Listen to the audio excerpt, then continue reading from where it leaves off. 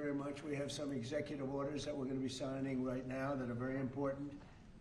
They're really redos from some horrible mistakes made by Biden and his group, and we're changing them back so that we can lead a normal life, a good life, and they're actually very important, and from the standpoint of lifestyle, they're very important. So I'd ask Will to maybe explain them, and we'll ask some of our congressmen and senators to say a few words, please. Yes, Mr. President. As you said, we have 4 bills for your attention today. These are bills that have been passed by Congress. In the closing days of the Biden administration, they pushed through a large number of rules and regulations that really hurt ordinary Americans, including in their own homes. So the first of these is HJR 20. This is a bill that repeals Biden-era regulations relating to consumer water heaters, consumer gas-fired water heaters. Who was in charge of this one? This is Gary and myself, sir. Gary Palmer sponsored it, but this bill specifically saves a factory in my district. 300 Georgians will continue to have their jobs as soon as you sign that. Mr. President, this rule was issued on Christmas Eve. I'm thinking that we wouldn't be keeping up with what the Biden administration was doing, but we moved quickly to get And this this bill was on gas introduced. heaters. Banning natural gas. Isn't that tankless ridiculous? water heaters. And how were you supposed to get your heat then? Through electric? Through electric, yeah. Was that basically it? Yes, sir. Electric heat, which isn't as good? Crazy.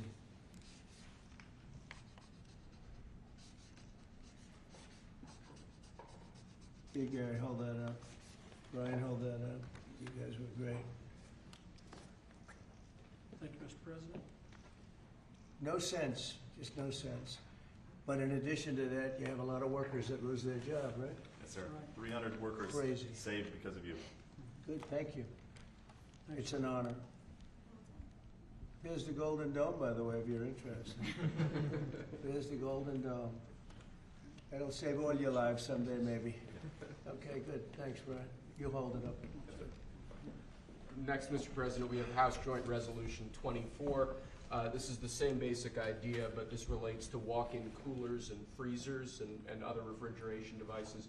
Again, last-minute Biden-era regulation that hits ordinary Americans hard. And what do they do? They put increase, in. Sorry, you can increase the speak to energy this better. efficiency requirements for walk-ins, coolers, and freezers, and therefore putting an undue burden on businesses across the country.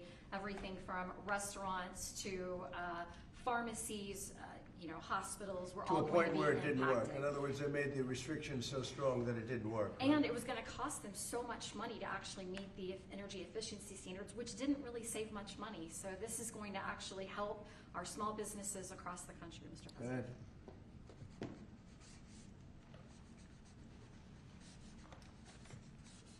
Many manufacturers would have had to close stop lines, shut down entire lines of businesses. And I just want to say, rescinding these, this was done days before you took office. They pushed through these regulations. They didn't think about the cost to businesses. They didn't put American interests first. They didn't put American businesses first. I am so grateful we finally have a president who's not only walking back these insane, burdensome regulations that are ultimately going to cost us Americans and American businesses, but that you are thinking about the next generation. And as we're leading into Mother's Day, some of us are trying to parent and serve this country at the same time. Thank you for welcoming my son, who is 15, with his mother serving, watching what we're doing for him and the generations to come. You are making this country stronger for them. Thank you. Thank you very much. Good luck, right? Take care of your mom.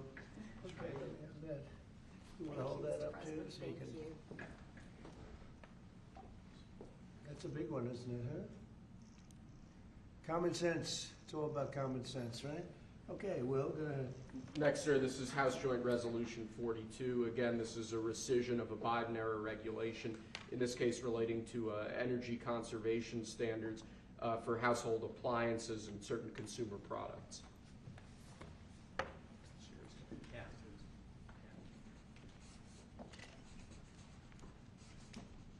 That's a good one. I know who's over there.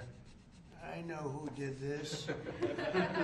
Explain that, please. Sure. Look, this is helping fight inflation because the cost of the burden on appliance manufacturers is going to drive up the cost of them producing household products, which means that when you go buy a washer, dryer, any appliance, it was going to drive up the cost for consumers. It reduces consumer choice, but in the bottom line, we've been trying to fight inflation. This fights inflation. This takes the cost out of producing these products that Americans need every day. And when you add all this up, it's one regulation here, one regulation there. They always say it's de minimis, but when you add it all up, it costs a lot to American consumers, and this is fighting back. And it's not as good. And it's not as good. Not nearly as good, not nearly as efficient, and more costly. Other than that, it's wonderful. Thank you. Great Mr. job. President. Thank you very much. Great. Fantastic. Okay. And lastly, sir, we have House Joint Resolution 75. Again, this is a rescission of a Biden-era regulation, in this case relating to energy standards for commercial refrigerators, freezers, and refrigerator freezers. Do you have the sink one in here, the sinks and shower heads? We have an executive order on that coming for you later, sir. Yes, That's sir. coming when? Later this afternoon. Okay, good. You gonna be around later this afternoon? Good. Sinks and shower heads, where you buy a home and you have a new shower head and you don't get any water, the water doesn't come out of the sink, the water comes out of nowhere. What a shame, what a ridiculous waste. Okay, let me do this. Come here, who's responsible for this, This Will? is mine, Mr. President. Oh, good man Yes, here.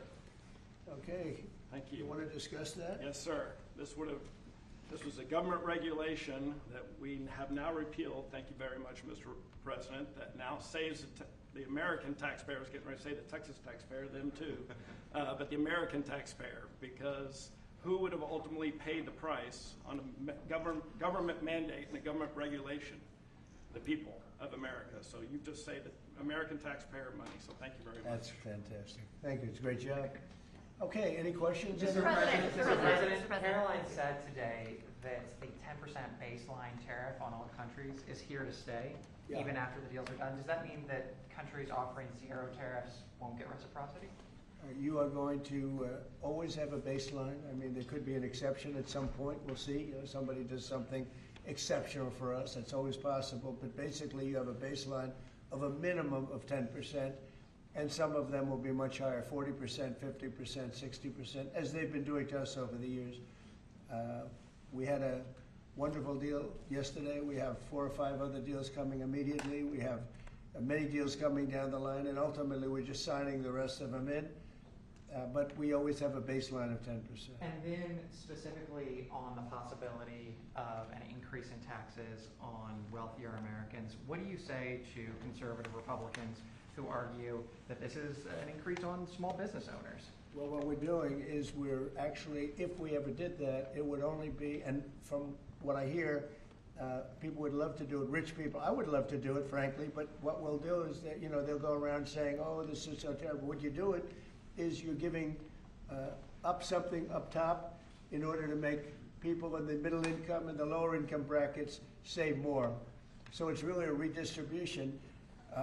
And I'm willing to do it if they want. I would love to be able to give people in a lower bracket a big break by giving up some of what I have. But I'll tell you, a lot of people say don't do it because of the fact that you have the Bush statement about read my lips, but he lost because of Ross Perot. He didn't lose because of that statement. And then on the salt. But I don't think they're going to be doing it, but I actually think it's good politics to do it where richer people give up, and it's a very small, it's like a point, but they give it up to benefit people on a lower income. And then on the salt tax credits, Mr. President, there are some Republicans who say, why is it that these 45 other states should be paying taxes to alleviate the tax burden of New York or It's some of only these because coastal those states are behind, very badly behind, and those people were affected very badly.